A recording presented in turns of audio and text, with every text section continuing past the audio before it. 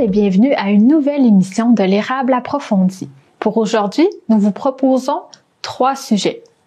L'événement de recrutement Mission Emploi Arthabasca Érable qui a eu lieu ce vendredi le 18 novembre, l'annonce de la présentation de la pièce de théâtre Scrooge par la troupe La Relève du 24 novembre, ainsi que l'anticipation de la Semaine nationale de sensibilisation aux dépendances qui aura lieu à partir du 20 novembre.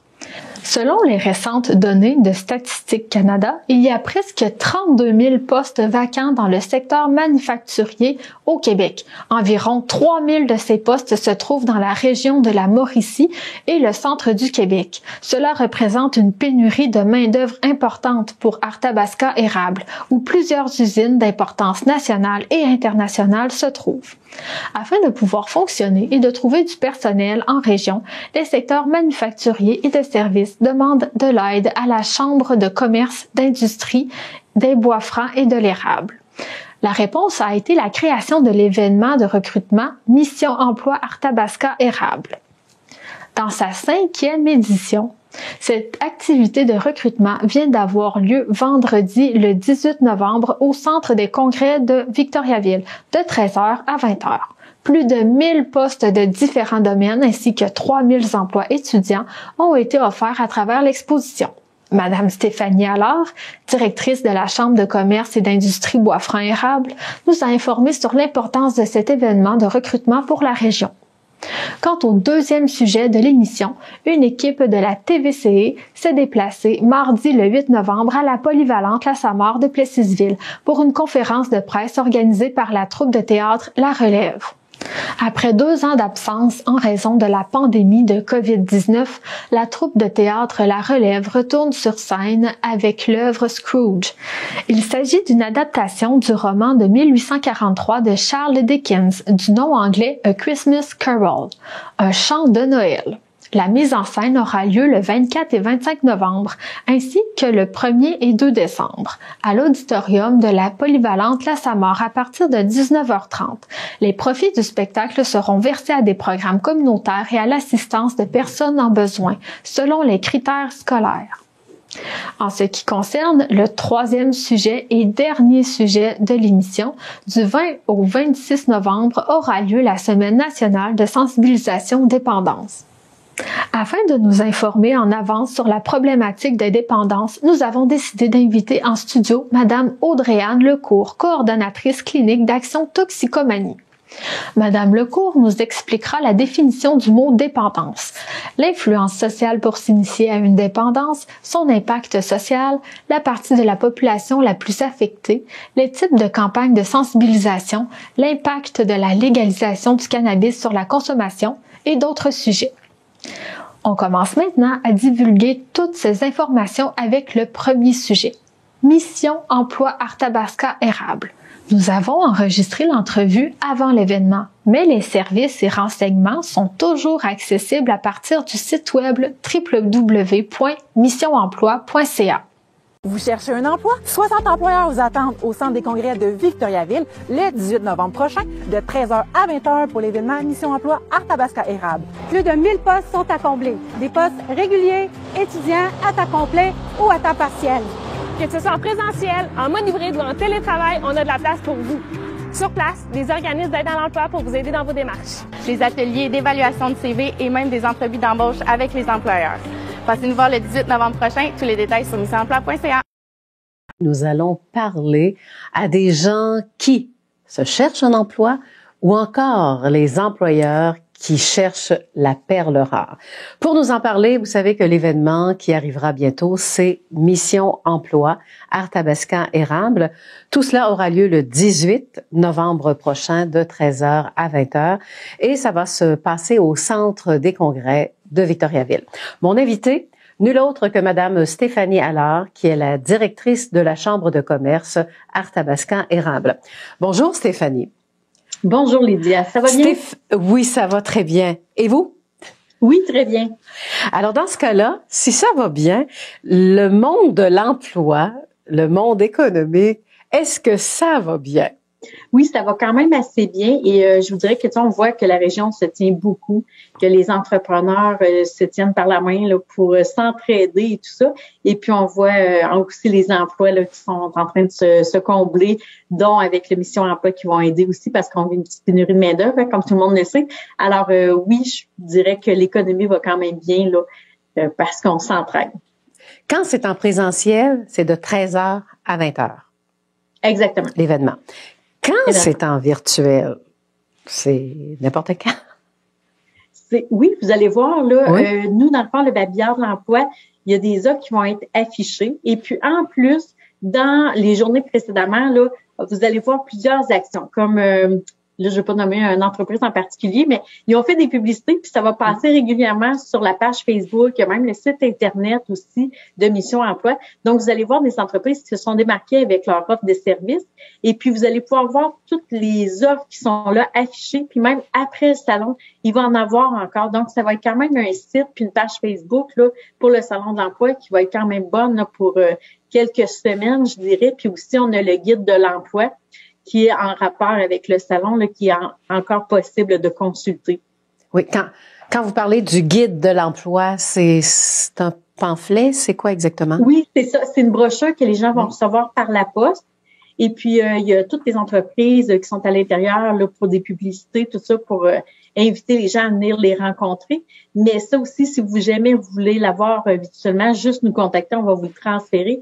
Comme je vous dis, la page Facebook de Mission Emploi Arthabasca RH va être très active et le site Internet également qui est missionemploi.ca. Vous savez, il y a toujours un petit côté, à un moment donné, découragement. Même dans un salon, ça peut arriver. Tu sais, à un moment donné, je serai jamais capable. Ils demandent universitaire, maîtrise, mais je le sais que j'aimerais ça, faire cette job-là. Je suis capable avec mon vécu. J'ai envie de dire à ces gens-là, postulez pareil. Ben oui, postulez pareil. Puis aussi, on a le Carrefour Jeunesse Emploi qui est là, qui peut aider. On a de la formation continue aussi, donc il y a une possibilité d'aller se performer aussi. Parfois, on va voir, les gens ont eu un emploi, ils ont eu un offre, puis ils l'ont accepté, tout ça. Puis ça vient avec de la formation pour se performer, pour se développer. Donc, comme tu dis, Lydia, faut pas mettre un frein, on applique, on se lance comme ça, puis après ça, on peut prendre la formation puis se développer, ça, il n'y a aucun problème. J'aimerais ça savoir les métiers les plus populaires qu'il y aura dans votre salon. Les plus populaires, on est secteur manufacturier, donc les soudeurs, les monteurs, les machinistes, des emplois comme ça.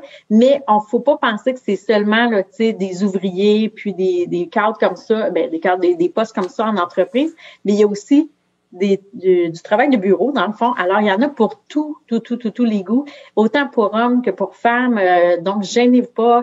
Il y a des belles offres, des belles entreprises qui s'impliquent et puis il y en a vraiment là pour tous les secteurs.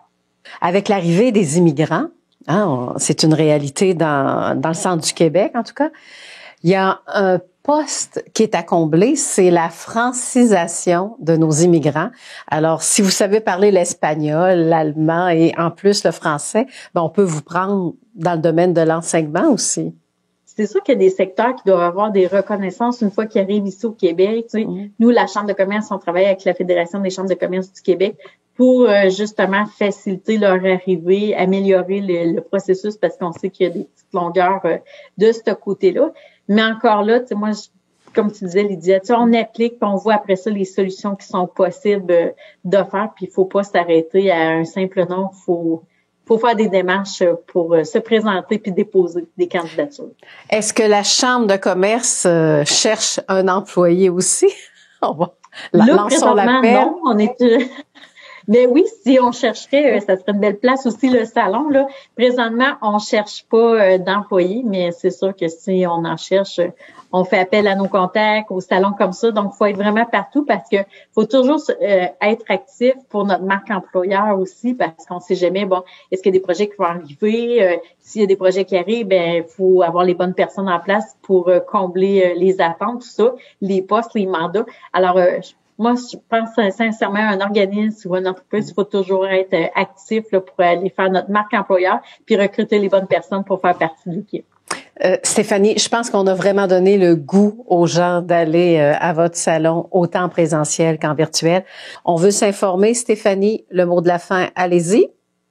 Oui, vous pouvez retrouver la page Facebook qui est Mission Emploi Arthabasca Érable, ou sinon le site Internet qui est missionemploi.ca, excusez-moi. Et puis aussi, vous pouvez nous contacter à la Chambre de commerce au 819-758-6371 si jamais vous avez des questions. Et même si vous cherchez pas de défi, partagez, dites-le à quelqu'un qui cherche un nouveau défi parce qu'on est très accueillant dans la région d'Arthabasca et de l'érable. Merci beaucoup de votre entrevue, Stéphanie Allard. Bon succès pour cette 5e édition. Merci beaucoup. Pour plus d'informations sur Mission Emploi Arthabasca Érable, consultez le site internet www.missionemploi.ca. Maintenant, nous changeons complètement de sujet afin de découvrir l'annonce du nouveau spectacle de la troupe de théâtre La Relève à la polyvalente La Samar de Plessisville par des étudiantes de la première et deuxième année du secondaire. Nous nous trouvons dans la polyvalente La Samar de Plessisville pour une conférence de presse sur l'activité théâtrale des élèves. Un spectacle de théâtre sera présenté le 24 et le 25 novembre ainsi que le 1er et le 2 décembre 2022 à l'auditorium de la polyvalente La Samar à partir de 19h30. Dans la conférence de presse d'aujourd'hui, nous vous informerons sur tous les détails. OK. Bonjour et merci à tous de vous être déplacés. Merci à vous les journalistes. Je me présente, mon nom est Alizée Bouvier. Je suis dans le comité des communications de la troupe La Relève et j'agirai en titre d'animatrice de conférence. Tout d'abord, j'inviterai Naïma Côté, aussi membre des communications, à prendre la parole pour vous présenter le projet. C'est avec fierté que les jeunes de La Relève vous présentent le thème de leur prochain spectacle qui sera présenté les 24 et 25 novembre ainsi que les 1er et 2e décembre prochains. Cette année, la troupe présente la pièce Scrooge, l'adaptation du classique A Christmas Carol de Charles Dickens, a été écrite et mise en scène par Mario Fortin, animateur SACEC. La pièce vous plongera dans une ambiance féerique pour bien débuter la période des fêtes.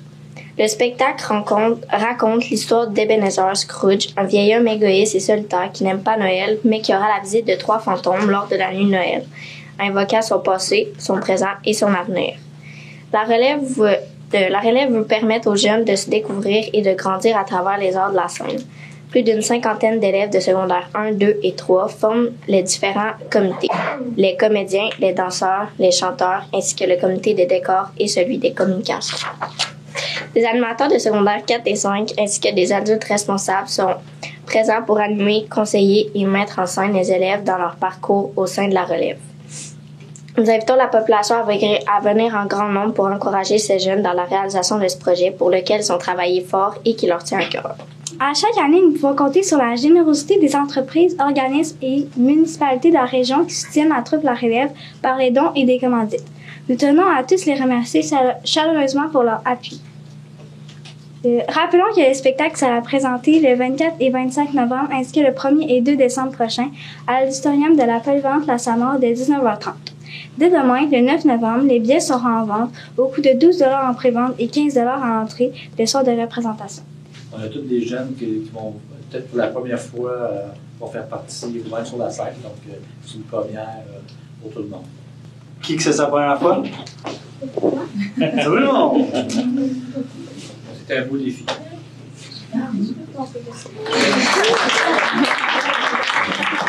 De quoi il s'agit l'histoire de la pièce de théâtre Scrooge? En fait, c'est une pièce de Noël qui a été écrite par Charles Dickens dans les années 1800. C'est un vieillard, en fait, qui il déteste vraiment Noël. Il y a eu beaucoup de choses dans sa vie qui ont fait que il est très fâché. Il aime pas... c'est pas quelqu'un de joyeux et de sympathique, on va dire. Puis là, quelqu'un qui est mort, qui va lui annoncer qu'il va recevoir la visite de 3 fantômes.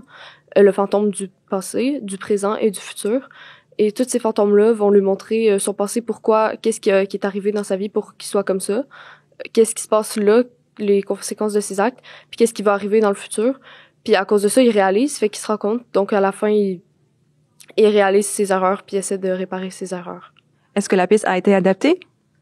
Oui, c'est sûr, ils ont réécrit certains scripts, ils ont changé des choses, mais c'est quand même assez fidèle à la version originale, je pense.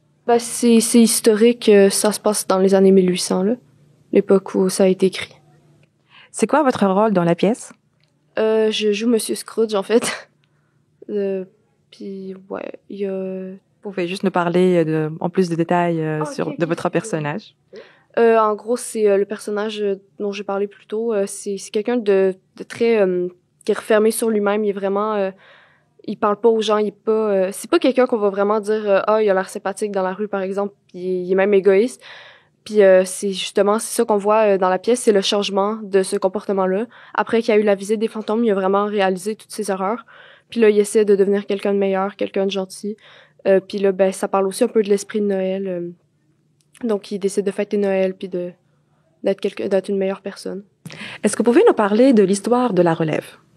Oui, en fait, ici à la Polyvalente, il y a la troupe Ensemble qui est destinée au secondaire 3, 4 et 5 qui a été partie il y a 35 ans. Donc, la relève, c'est un peu la petite sœur de cette troupe-là. Elle s'adresse vraiment au secondaire 1, 2 et 3. Donc, c'est pour préparer les jeunes, justement, dans la préparation du spectacle. C'est aussi une croissance personnelle, en fait. C'est un projet qui est monté aussi pour développer l'estime de soi chez les jeunes. Puis ensuite de ça, ben une fois qu'ils passent en secondaire 3, 4, 5, ils peuvent s'inscrire dans la troupe Ensemble. Les comédiens qui participent à la pièce, ils ont quel âge? De 12 à 14, 15 ans, là, à peu près. Ils sont combien? En fait, ils sont une cinquantaine d'élèves à participer dans les 5 différents comités. Il y a 18 comédiens qui vont être sur la scène. Il y a 2 chanteurs. Il y a 8 danses. Il y a aussi 8 personnes qui font partie du comité des communications, donc qui travaillent à la promotion du spectacle. Puis, il y a également 18 jeunes qui travaillent au décor du spectacle. Puis, ils sont accompagnés par 13 élèves de secondaire 4 et 5 qui ont déjà participé à faire des pièces de théâtre. Donc, ça, c'est leur grand frère, grande sœur qui les aident à préparer le spectacle. Est-ce qu'il y a des adultes aussi qui participent dans l'encadrement de ces jeunes? Oui, on a environ 1 à 2 adultes par comité. Donc, en fait, on en a 6 présentement qui aident les jeunes. Vous avez passé combien de temps pour préparer le spectacle? Le spectacle se prépare depuis le mois de juin dernier. En fait, il y avait eu les auditions puis le choix des participants. Ils ont pris une pause, évidemment, pour le temps estival. Puis on a recommencé le travail depuis le mois de septembre. Donc, c'est un 3 mois là, qui est mis à raison d'une fois par semaine, plus quelques pratiques de surplus là, ici et là.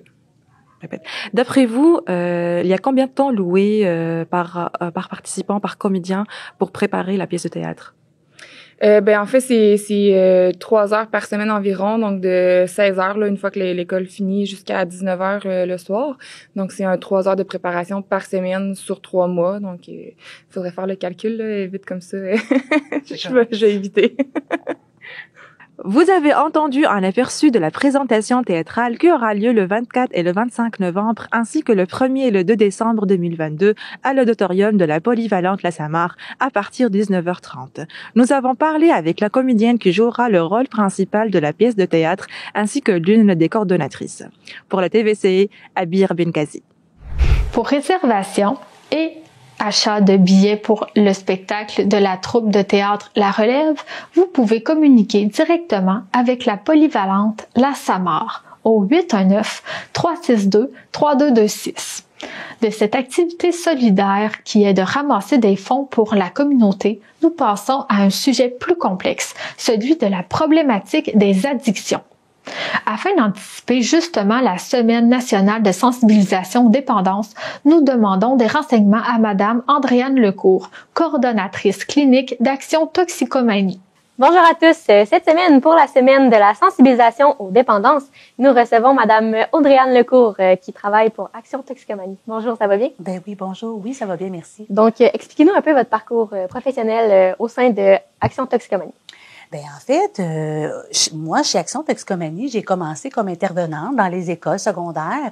Je m'affairais à faire de la prévention des dépendances et la promotion de saines habitudes de vie.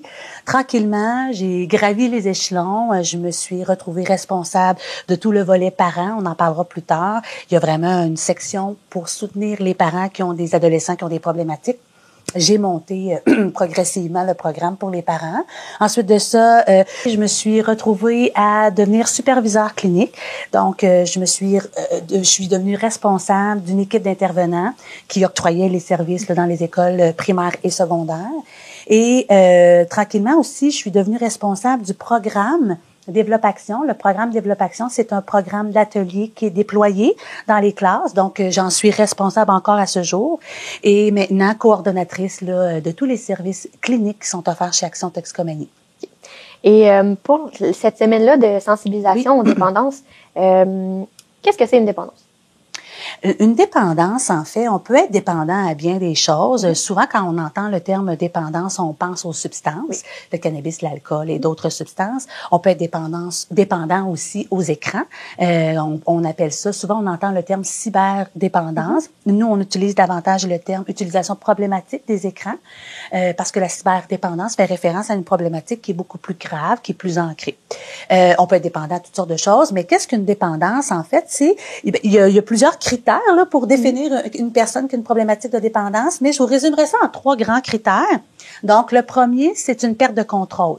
J'essaie de me contrôler, mais j'y parviens pas. Par exemple, je m'étais dit que je consommerais pas durant le week-end. Ça a été plus fort que moi. J'y suis allée quand même.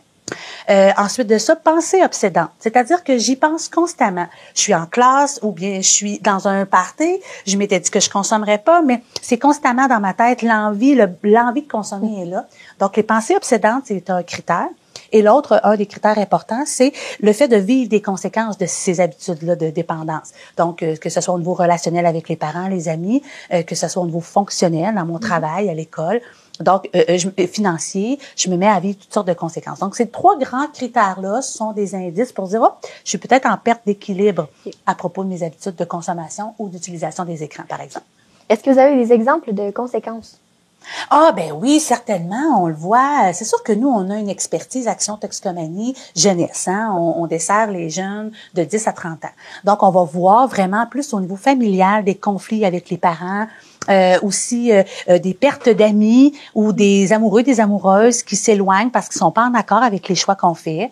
Des incidences importantes sur la réussite scolaire.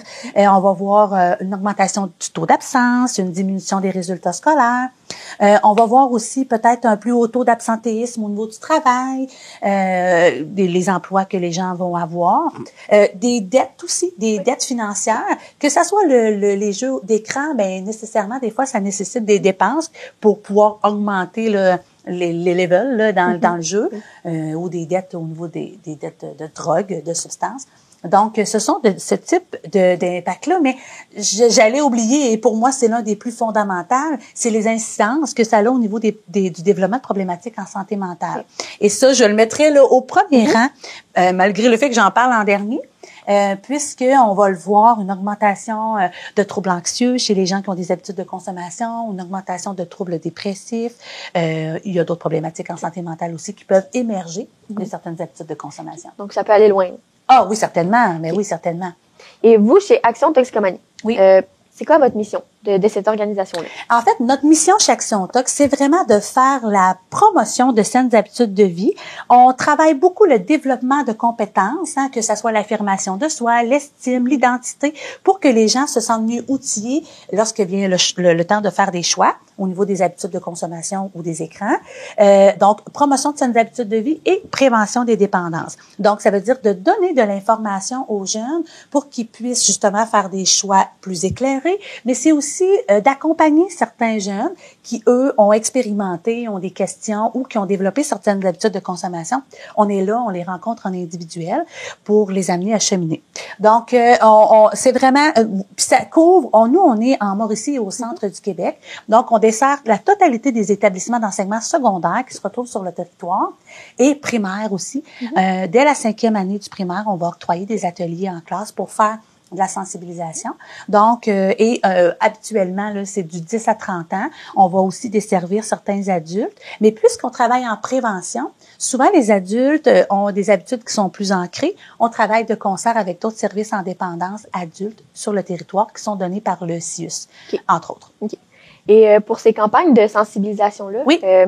Qu'est-ce que vous faites? Qu'est-ce que c'est? Bien, à chaque année, hein, il y a des semaines de prévention, de sensibilisation, de prévention des dépendances. Donc, c'est sûr et certain que nous, on est très proactifs dans nos établissements. On est dans les lieux de vie de ces jeunes-là.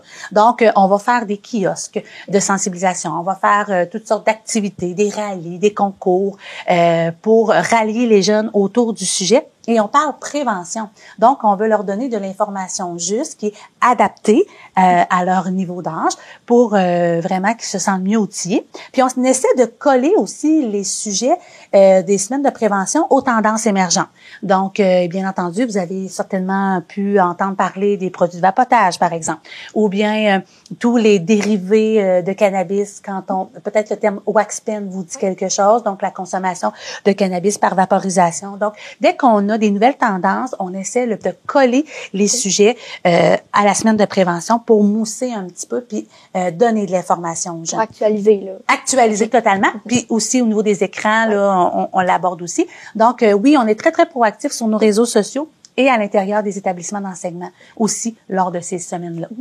Et d'un côté plus technique, oui. Quel genre de substances sont le plus consommées? Ben, c'est sûr et certain qu'on a vu vraiment une recrudescence de la consommation des produits de vapotage. Ouais. Nicotine, entre autres, la consommation de nicotine par vaporisation, alors qu'on avait franchement atteint beaucoup de cibles avec la consommation de cigarettes traditionnelles. Il n'y en avait presque plus dans nos établissements. Avec l'arrivée des produits de vapotage, bien entendu, on a vu une augmentation de la consommation de nicotine.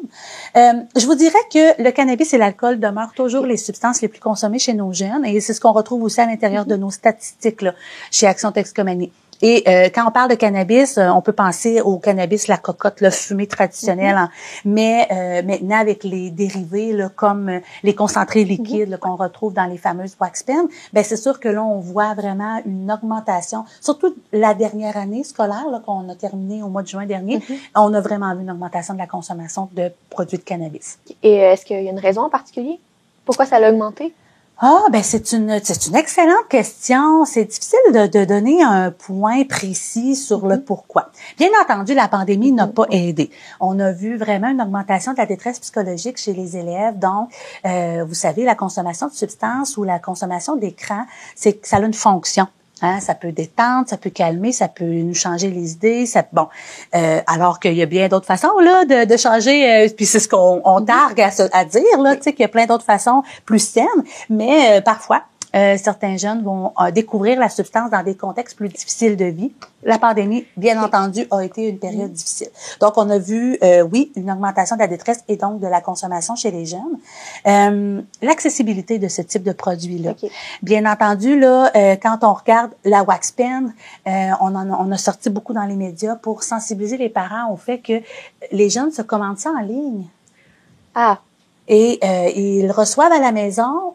Donc, des fois, ça nécessite la signature d'un parent. Soyons vigilants, chers parents, quand ça nécessite une signature. Ça ne veut pas nécessairement dire que c'est un jeu vidéo. Peut-être questionner, s'intéresser au contenu. Mais des fois, ça ne nécessite pas du tout non plus de signature. Donc, vraiment, l'accessibilité à ce type de produit-là a été une des raisons de l'augmentation de la consommation. Et en dernier lieu, je dirais, là, ce qui me vient rapidement en tête, c'est aussi la facilité qu'on a à les dissimuler. Les produits de vapotage, que ce soit la nicotine ou que ce soit les concentrés liquides de cannabis, ça sent la barbe à papa, ça sent les fruits. Donc, pour les parents, pour les enseignants, les directions d'école, c'est pas si simple que ça que de détecter par l'odeur, par exemple, qu'un élève est intoxiqué. Oui, on va le voir là, par ses comportements, mais avant, c'était plus simple. Ça sentait le cannabis, ça sentait la moufette, on pouvait détecter par l'odeur. Maintenant, puis aussi, tu sais, c'est tout petit. Ce sont de minuscules gadgets qui ressemblent à des clés USB facilement dissimulable dans les mains, dans les poches et tout ça. Donc, tout ça, là, et la mode, hein, c'est une mode. Le lifestyle associé à la consommation de produits de vapotage a été très, très moussé sur les réseaux sociaux par différents influenceurs. Ça a attiré les jeunes. Et alors voilà, tu sais, c'est différents facteurs. Je pourrais vous en nommer d'autres, mais c'est ce qui me vient rapidement en tête. Okay. Et pour information, oui. Comment on peut voir que quelqu'un est intoxiqué? Ben tout dépendamment de la substance, hein, parce que les substances appartiennent à différentes familles, catégories de drogues.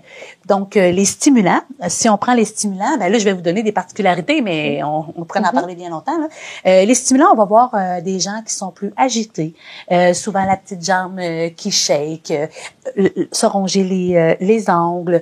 On peut, si on consomme de façon plus régulière ce type de produit-là, même développer certains tics nerveux. Donc, les stimulants, on va voir une forme d'agitation. La personne parle beaucoup. Physiquement aussi, des fois, ça peut être difficile de contrôler cette espèce d'énergie artificielle-là. Donc là, ce sont rapidement des symptômes. Si on pense à l'alcool, on peut penser à une certaine forme de nonchalance, une difficulté à parler, un peu l'odeur aussi de l'alcool, c'est assez dissimulable. Une forme aussi de ralentissement. On parle plus lentement, on marche plus lentement. Donc, l'alcool appartient à la famille des dépresseurs. Ça le dit, donc on ralentit tout le système intérieur, nos poumons, le cœur, mais aussi notre physique, notre corps. Quand on pense à la famille des perturbateurs, c'est la famille sous laquelle on va retrouver les substances hallucinogènes. Donc là, on est un petit peu plus en perte de contrôle, on va rire, il va y avoir de l'euphorie, on va avoir des drôles d'idées, des drôles de discours. Mais le cannabis appartient à cette famille-là. Okay. C'est pas tout le monde qui va faire des hallucinations sur le cannabis, mais on va voir, par exemple, avec le cannabis, les yeux rouges, les yeux plus petits, la bouche pâteuse, une forme de nonchalance, difficulté de concentration. La personne est plus lunatique, elle part plus dans ses idées. Pour un parent, là, le fameux trip de bouffe, là. On en entend souvent parler, le jeune, après un certain moment dans son épisode de consommation, va ressentir vraiment une envie de manger, donc vider les gardes-manger. Mais il faut faire attention, s'il y a des parents qui nous écoutent, l'adolescence, c'est ça aussi, là. Ils mangent beaucoup à l'adolescence, mais les fameux trips de bouffe, là, c'est vraiment caractéristique. Donc, grossièrement, là, c'est ce qui me vient en tête aussi. Il y a plusieurs symptômes. Oui, vraiment. Puis, tu sais, je vais le répéter plus tard, mais vous avez des questionnements à propos des substances spécifiques. Vous pouvez consulter notre site web www.actiontox.com où on retrouve une multitude d'informations sur les différentes substances. Et quel impact sociaux peuvent avoir ces dépendances-là, de tous les genres, là, des écrans, l'alcool, les substances? Est-ce que ça peut influencer au niveau familial, le travail, les études? C'est sûr et certain que le fait d'avoir faut faire attention, il y a différents types de consommateurs, il y a les occasionnels, les explorateurs, tu sais. Souvent, eux, ça a le peu d'impact, ils sont en contrôle. Puis bon, mais tu sais, quand on en arrive à une consommation qui est plus régulière, jeunesse, là, quand on parle jeunesse, une consommation régulière, c'est une fois par semaine pendant au moins un mois. OK? Donc, souvent, les gens, quand on donne cette information-là, ils font un peu le saut parce qu'ils s'attendent, quand on parle de consommation régulière, à plusieurs fois par jour ou plusieurs fois par semaine. Mais non, c'est une fois par semaine pendant au moins un mois. Si on est à 3 à 4 fois par jour ou 3-4 fois par semaine, on est dans la surconsommation. Dès qu'on arrive à des habitudes un peu plus régulières comme ça, mais ça se peut que là, ça ait des incidences au niveau de notre humeur, que ça ait des incidences au niveau de notre énergie, de notre sommeil. Il y a différents impacts là, biopsychosocial, tu sais, au niveau de la consommation. Socialement, bien entendu, pour les parents, je pense aux parents, c'est inquiétant. C'est inquiétant de découvrir que son enfant a des habitudes de consommation. Donc, ça peut amener les parents à être un petit peu plus vigilants, un petit peu plus suspicieux. Et puis là, dans le fond, mener à certains conflits. Fait que oui, inévitablement, ça peut avoir des impacts au niveau familial. Scolaire, je le nommais tantôt, particulièrement la consommation de cannabis engendre un syndrome qu'on appelle le syndrome amotivationnel. C'est le contraire de motivé. Donc, j'irai demain à mon cours. Je la ferai l'année prochaine, mon secondaire 4. Je trouverai une job là, la semaine prochaine. On remet à plus tard. Donc, souvent, les gens qui ont des habitudes de consommation plus ancrées, on va observer certaines de pauses sur le rythme naturel des choses. Les choses se font un petit peu plus lentement. Ça ne veut pas dire qu'ils ne le feront pas, mais souvent, c'est un petit peu plus long. Donc, oui, ça, au niveau motivationnel, on va l'observer. Au niveau aussi de la santé mentale, on en parle pas assez. L'impact que ça peut avoir au niveau de l'anxiété, l'anxiété, c'est quelque chose qui peut être un peu paralysant quand vient le temps de se mobiliser. Donc, ou au niveau dépressif, se sentir dépassé, se sentir triste, se sentir fatigué. Donc, ça peut avoir des incidences aussi sur la mise en action par rapport à la réussite. Puis, c'est pas réussir dans la vie, c'est de réussir sa vie, d'avancer, de se réaliser. Des fois, la consommation va nous ralentir au niveau de la réalisation, de l'actualisation de soi. Fait qu'il y a ça. C'est sûr qu'il y a des coûts. Oui. Hein? Ben, ça a des coûts financiers, sociétals, tout ça. Tout cet argent-là qui est investi dans le traitement des problématiques en santé mentale ou au niveau de la santé physique aussi, n'en demeure pas moins que ça a des impacts au niveau de la santé physique, cette consommation-là. Au niveau des écrans, c'est sûr et certain que on en parle moins des impacts au niveau des écrans. Les mêmes, là, tu sais, que ça soit une dépendance aux substances ou une dépendance aux écrans, souvent le profil d'individu est différent, mais les conséquences sont sensiblement les mêmes. OK. Fait que ça revient toujours un peu au même. Tu sais, le mensonge, les dettes, c'est quelque chose qu'on retrouve dans les deux domaines là, sans problème. Et selon votre clientèle, pourquoi une personne peut commencer à consommer? Ah ben, tu sais, il y a autant de raisons à commencer à consommer que de personnes qui s'est retrouvées dans nos services. Okay. D'abord, les premiers épisodes c'est démontré statistiquement que les premiers épisodes de consommation sont souvent liés à une influence sociale. Okay. On se retrouve dans un party, on est entouré d'amis, en donc, c'est ça, moi ça fonctionne pour moi, tu devrais apprécier. Bon, il y a souvent un contexte d'influence sociale dans les premiers épisodes de consommation. Rares sont les fois à ce moment-là que c'est pour oublier un problème ou que c'est vraiment dans un contexte de plaisir, de curiosité, d'exploration. Donc, ça, c'est la majorité du temps. Bien entendu, le fait de consommer, on va se dire les vraies choses, ça a un impact au niveau de la production de dopamine dans le cerveau. La dopamine, qui est un neurotransmetteur qui fait ressentir le bien-être, la bonne humeur. Donc, pas tout le temps. Régulièrement, les gens vont ressentir un effet de plaisir lié à la consommation. Et là, ceux qui vont développer des problématiques, c'est que tout à coup, ils vivent une situation difficile. Ça a un nom, ça s'appelle le cycle de la dépendance. Ils vivent une situation difficile, ont expérimenté avec la consommation un épisode de bien-être, un épisode de plaisir, se disent, peut-être que si j'expérimentais ça de nouveau, je pourrais retrouver un sentiment de confort. Donc, ils vont expérimenter. Et là, s'ensuit souvent un cycle. C'est-à-dire que, parce que ça a fonctionné, c'est rapide, c'est instantané, je peux avoir le goût de réessayer et d'emprunter cette espèce de cycle-là régulièrement. Donc, ça peut être parce que je vis des émotions négatives, la tristesse, la colère, je me sens stressée, j'ai besoin de me calmer, j'ai besoin de me changer les idées. Ça me fait quelque chose à faire, je me connais peu, je sais pas trop ce que j'aime, ça, je sais que j'aime ça me fait quelque chose à faire. Je suis timide. L'alcool me permet de me dégêner, de socialiser. Ça me permet de me sentir plus habile socialement. Il y a toutes sortes de raisons là qui amènent les gens à consommer. Ce n'est rarement pas toujours des situations complètement dysfonctionnelles ou tout ça. Ça arrive, bien entendu, mais pas toujours. Donc, ça s'inscrit progressivement, tout ça. Ça s'installe vraiment tranquillement. Mais rares sont les fois où, au départ, c'est pour des raisons de souffrance. C'est beaucoup plus dans un contexte exploratoire ou pour le plaisir. C'est pour ça que nous, on dit, cette situation-là, ce besoin-là, la fonction qu'actuellement joue, là, elle a ta consommation, est-ce qu'il y a quelque chose d'autre avant que tu faisais? Comme par exemple, moi, je sais que de jouer au basket, ça me détend. Je sais que de lire, ça me change les idées, je plonge dans l'univers. Donc, on va essayer d'amener les jeunes à se rappeler qu'est-ce qu'ils faisaient avant pour répondre à leurs besoins. Et là, ça devient des alternatives plus saines plutôt que d'aller vers la consommation. Okay. Et au niveau des causes, vous faites affaire avec une clientèle de 10 à 30 ans, c'est ça? Donc, qu'est-ce qui différencie les causes d'un jeune de 12 ans d'un adulte de 30 ans? Par expérience, là, mon expérience terrain qui m'amène à parler de ça. Ce qu'on va voir, c'est des jeunes qui la pression. Hein, on peut le retrouver à l'adulte aussi, là, entendez-moi là-dessus, là, franchement, mais d'appartenance, le sentiment d'appartenance, je veux appartenir à une gang, je veux plaire, je veux être aimée, je veux être entourée d'amis cool. Donc, il y a souvent cette recherche, cette quête identitaire-là à l'adolescence qui peut venir caractériser certains choix.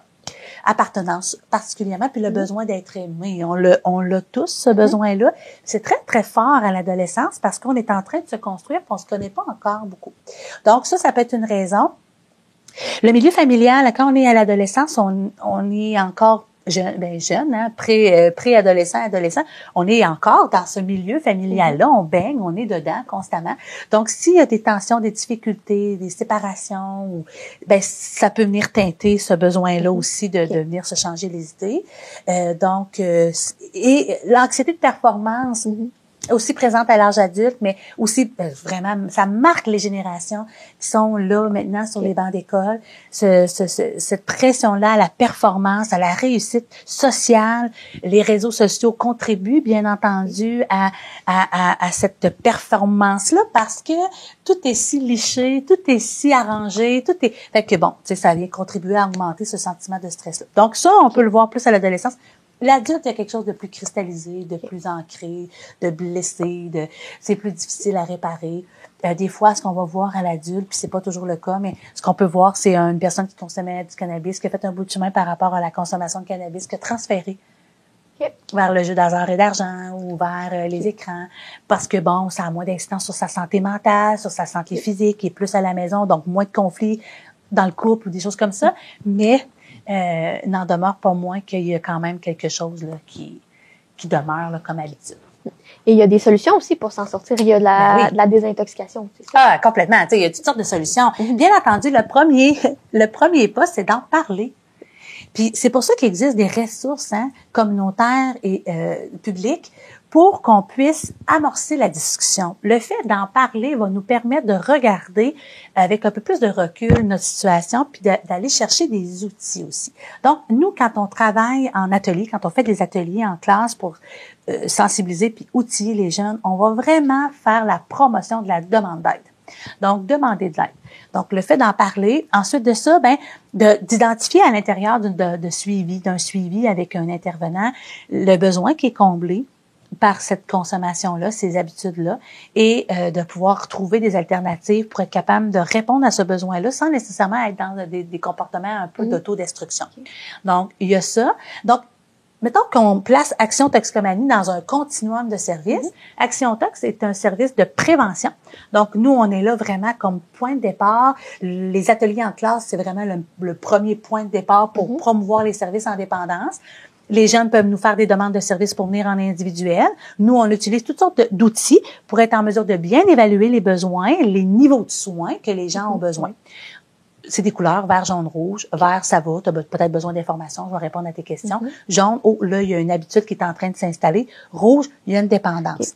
Quand un jeune est rouge dans nos services, on va l'accompagner vers les services en dépendance jeunesse du CIUS. Anciennement, on appelait ça Don Rémy.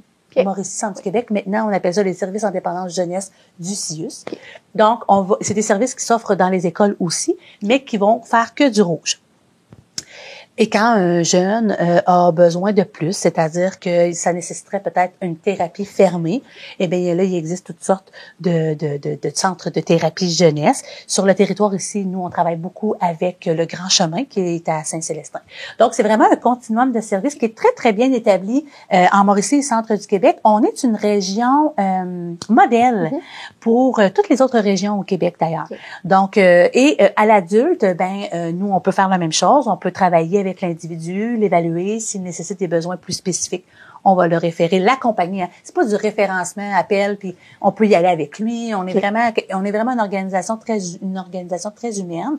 On accompagne les gens vers le bon niveau de soins. Et s'il y a des besoins au niveau thérapie fermée, au niveau des adultes, il y a toutes sortes de possibilités. On peut penser pas le Grand Chemin, il y a un centre de thérapie fermée offert par le service en dépendance adulte qui est à Pointe-du-Lac, mais il y a les pavillons de la Suétude de ce monde. Il y a toutes sortes de il y a le centre de thérapie à Arthabasca, il y a toutes sortes de centres qui sont disponibles pour soutenir les adultes qui veulent avoir un arrêt d'agir. Donc, il y a plein d'organisations pour ça. Oui, complètement. En appelant Action Tox, vous aurez accès à toutes ces informations-là. Vous pouvez aussi consulter le site trouvetoncentre.com.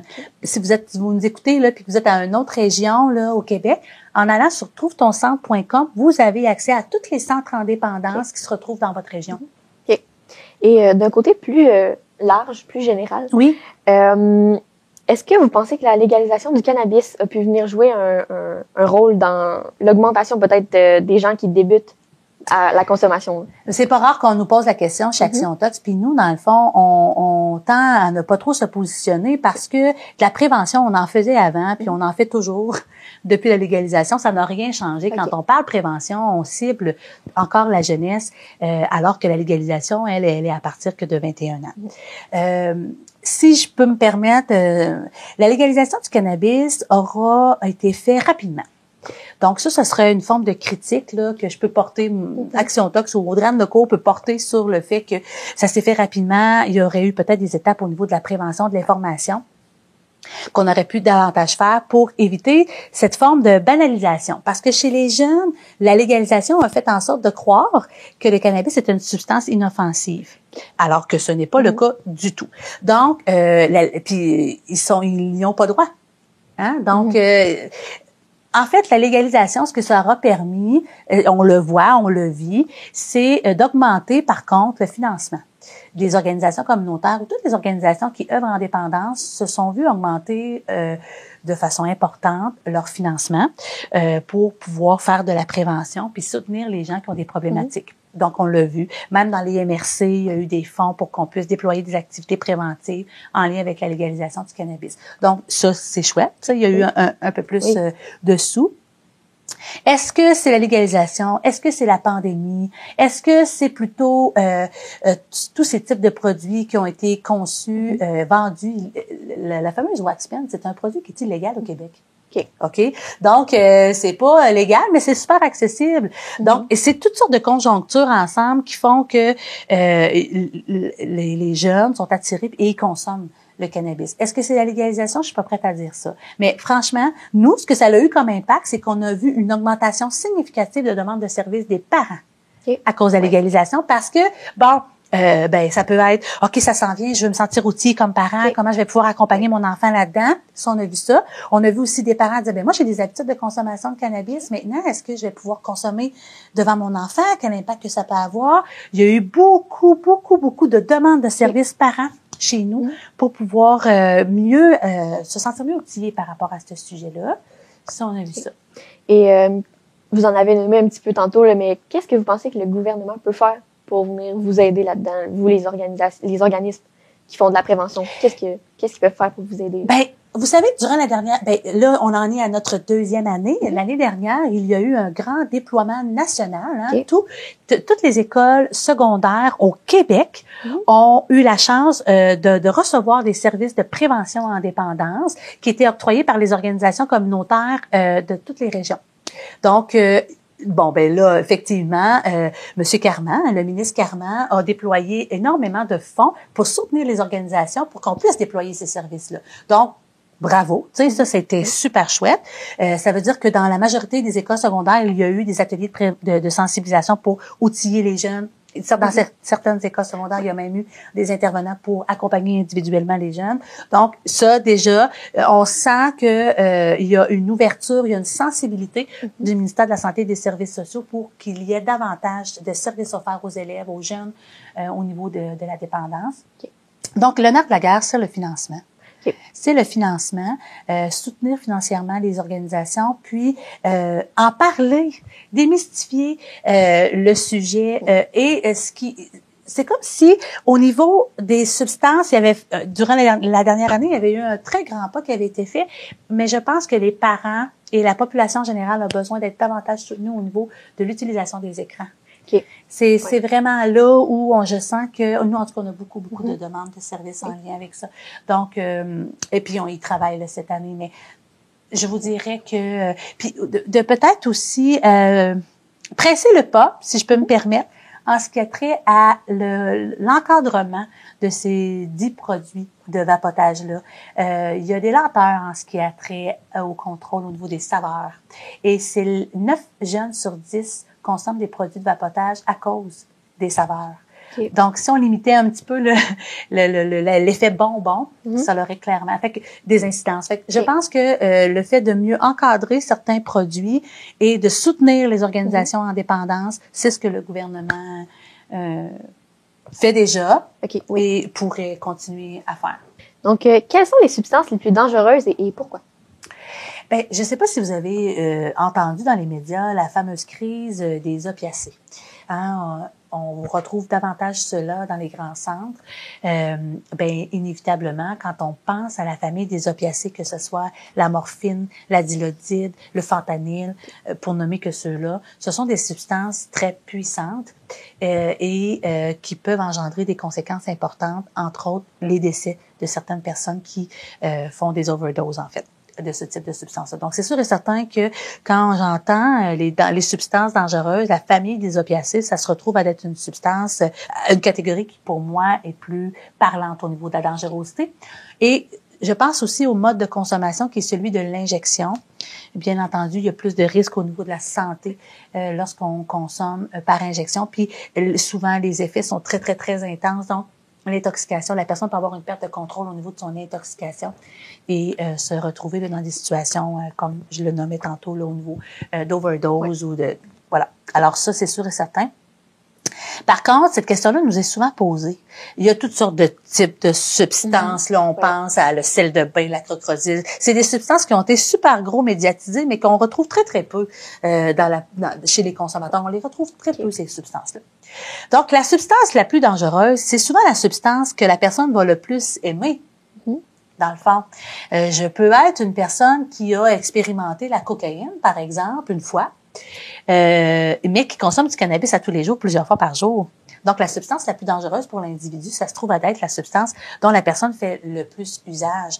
Tout dépend vraiment de la fréquence de consommation, la quantité consommée aussi, et les modes de consommation qui sont privilégiés par les consommateurs. Ces différents facteurs-là vont venir influencer les effets ressentis et donc les risques associés à l'usage de ces substances-là. Il y a une loi qui explique ça, ça s'appelle la loi de l'effet. Okay. Il y a 3 facteurs qui viennent influencer l'effet qu'on va ressentir, la substance, l'individu et le contexte. Okay. Est-ce que la consommation, ça peut être lié à un certain niveau socio-économique? Ben là, inévitablement, souvent on pense que c'est les gens plus défavorisés qui vont avoir des habitudes de consommation. C'est une fausse croyance parce que on retrouve de la consommation d'alcool, on retrouve de la consommation de toute autre substance dans d'autres niveaux socio-économiques. Bien entendu, quand on est le fait de vivre dans un environnement défavorisé, c'est un facteur de risque. Ça va augmenter les chances que je puisse développer des habitudes de consommation, mais ça ne veut pas dire que nécessairement je vais être quelqu'un qui va consommer plus tard. Des fois, les substances vont varier aussi selon le portefeuille qu'on a. Donc, ben oui, c'est sûr qu'il y a des substances qui sont plus coûteuses là, sur le marché. Par exemple, on pense à la cocaïne, qui est une substance qui est plus dispendieuse à l'achat. Donc, c'est aussi associé, hein, souvent les gens qui vont consommer de la cocaïne vont dire, ben c'est hot, là, tu sais, j'étais un peu kingpin de consommer de la cocaïne parce que ça fait référence à un statut socio-économique qui est plus élevé. Comparativement, par exemple, à de la méthamphétamine. Tous les deux, ce sont des substances stimulantes, mais la méthamphétamine est un petit peu moins coûteuse sur le marché. Okay. Donc, oui, le portefeuille qu'on a peut avoir des incidences sur les substances, sur la quantité consommée. On va appeler ça, nous, la qualité du produit. Boire une caisse de 24 de Coors Light versus rhum épicé particulier. Bon, il y a ça, il y a des enjeux économiques dans la qualité de la substance. Mais oui, effectivement, ça peut avoir une incidence, mais quelqu'un qui a une habitude de consommation va trouver une stratégie pour pouvoir combler ce besoin-là, bien entendu. Et du côté des actions gouvernementales, est-ce que vous avez participé dans des suggestions de projets de loi ou...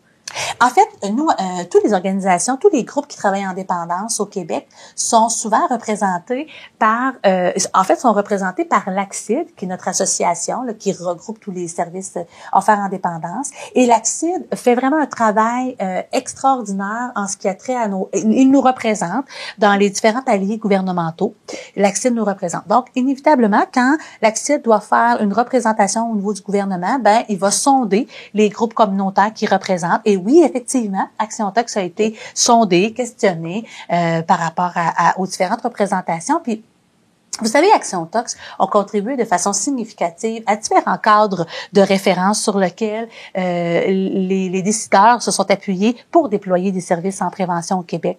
Donc oui, certainement, Action Tox a joué un rôle significatif dans différents déploiements de services au Québec, ça c'est sûr. Pour terminer, est-ce que vous auriez un message peut-être pour les gens qui sont aux prises avec les dépendances ou un message? Ben, si je peux me permettre vraiment, si par le fait que tu entendes l'entrevue aujourd'hui, tu te dis, ben moi, je me sens rejoint, il y a des critères que la personne a énoncés qui me rejoignent, ben la première chose que tu peux faire, c'est communiquer. Dans tous les établissements d'enseignement Mauricie Centre du Québec, il y a un intervenant en prévention des dépendances qui est là. Donc, tu peux aller cogner à sa porte. Tu peux peut-être lui demander un petit moment après un atelier pour pouvoir nommer tes inquiétudes. Puis tout de suite, tu vas être pris en charge pour être rencontré puis qu'on puisse répondre à tes questions. Il y a aussi le site web d'Action Toxicomanie, www.actiontox.com. C'est truffé d'informations pour les intervenants, pour les jeunes et pour les parents.